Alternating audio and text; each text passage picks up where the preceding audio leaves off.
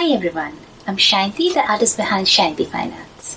A few months ago, during one of my random internet browsing processes, I came across an amazing artist, Iris Scott, who paints using her fingers and fingers only. So she does these amazing oil paintings, kind of like an impressionistic style, and she just uses her fingers. She wears gloves, of course, but she just uses fingers. So since then, I've been contemplating doing a finger painting challenge because, as you guys all know, that I like realism and I like to paint teeny tiny details with small detail brushes.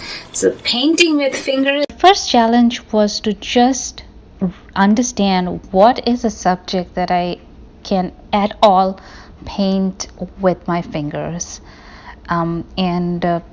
Instead of usually trying a flower or something, I got a little bit bold and thought, okay, let's me try a landscape, or rather a night sky kind of landscape.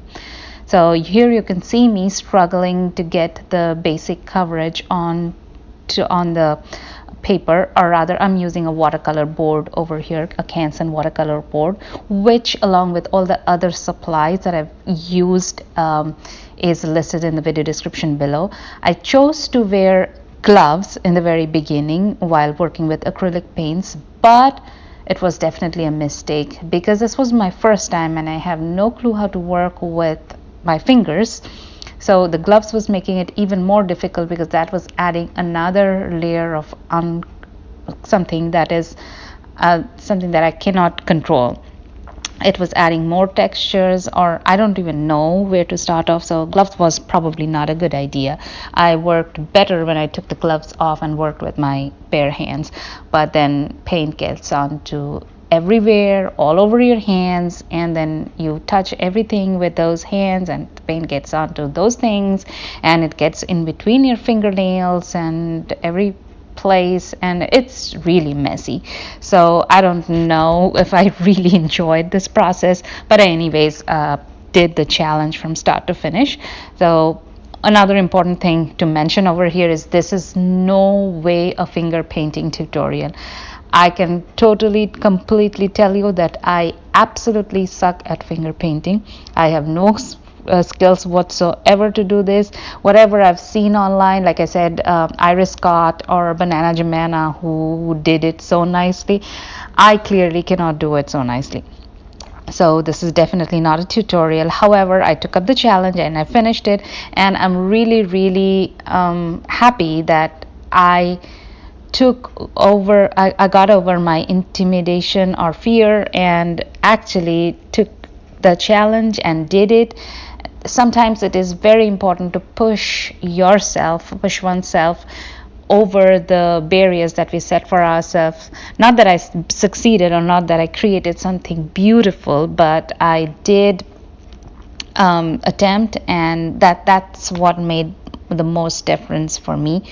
So that is the message that I wanted to continue forward. So if you want to go ahead and try this yourself, please feel free to do so. If not for the sake of art, just for the sake of challenging yourself and pushing yourself against the barriers. It's one of the important things that I needed to do, and especially this is a new year, so I'm going to take up a lot more challenges, things that my brain and heart says no, you should not do it, this is not your style, or this is something that you would not succeed in. It doesn't matter whether I create great art when I'm challenging myself, but I'm challenging myself just for the sake of challenging myself to get over the barriers that my mind is setting up for me. So somehow I finally got coverage of the whole area with the different shades of blue, black, some purples, and a little bit of magenta here and there on the surface. Until then, and even while painting the moon, it was okay. But then I thought I wanted to add a girl figure, and that definitely you can see that it's not a great idea because I was already struggling, and that brought my struggle to a completely new level.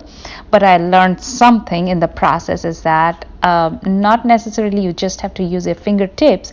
You can also use the back of your fingernails and the tip of your fingernails, and if you scoop out very little amount of paint with your fingernails and place it carefully, then you can actually paint some amount of details. So if I were brave enough to try one more time, I'm sure the second time around my finger painting would be a little bit better, but I'm right now in no mood to do it, so this is it for this time. Maybe a couple of months down the line I will pick it up once again and give it one more shot and try to get better at this. So that's more or less the painting. Obviously it looks like a kid's drawing and there's nothing that I'm really proud of, but the only thing that I really like about this is that I challenged myself and I finished it and I got over one of my fears and actually did something that I'm scared of doing. So that's the message that I wanted to put forward. So it's not the greatest and the best, and definitely not a tutorial, but something I hope you will take away at the end of the day. I hope you enjoyed my failure process, or whatever process you want to call that, and if you did, give me a thumbs up. If you did not, feel free to let me know in the comments below. I always love to know what you think about the videos, paintings, and everything in general. What is more appealing to you? Let me know in the comments below. So I'll see you soon, and do not forget to subscribe if you're not already subscribed. Thank you.